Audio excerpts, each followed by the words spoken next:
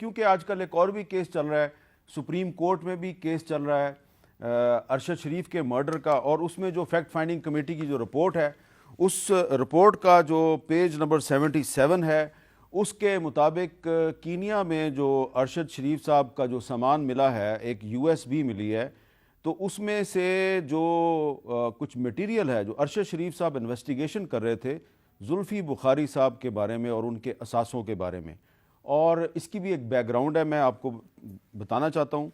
इससे पहले कि मैं मुसद्दिक मलिक साहब से इकॉनमी पे सवाल करूँ कि अरशद शरीफ साहब जो हैं वो जब पाकिस्तान में थे तो उन्होंने बहुत से शो किए जुल्फ़ी बुखारी साहब के बारे में।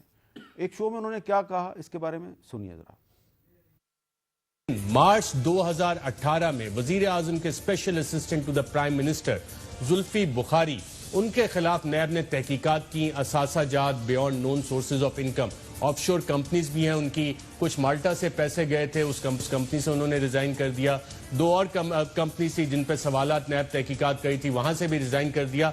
वहां इन्वेस्टिगेशन की स्टेज पे मामलात नहीं गए, रुक गए। जब हमने नैब से पूछा, उन्होंने कहा जी बहुत प्रेशर है कि जुल्फी बुखारी के केस में आगे प्रोसीड ही नहीं करना। प्रेशर इस हद तक है कि इस केस को बंद कर दिया जाए, और मुल्क की इंतहाई अहम शख्सियात ये प्रेशर डाल रही हैं। फिर उन्होंने ये भी बताया कि इनका नाम ब्लैक लिस्ट से कैसे निकला।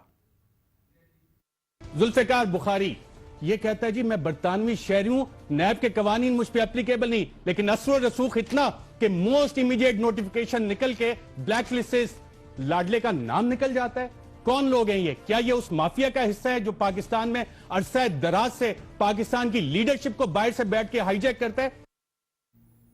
और फिर जब जुल्फी बुखारी साहब ने एक ट्वीट किया तो अरशद शरीफ ने उसका भी जवाब दिया। फखर से ये ट्वीट करता है कि मैं तो बरतानवी शहरी हूं। बरतानवी शहरी, जी हां, बरतानवी शहरी हम पे रोप डालेगा कि पाकिस्तान के कवानीन इस पे एप्लीकेबल नहीं है। तो क्या इस तरह के करेक्टर वो पाकिस्तान की पॉलिसीज को इन्फ्लुएंस कर सकते हैं, पाकिस्तान की इंटीरियर मिनिस्ट्री को इन्फ्लुएंस कर सकते हैं?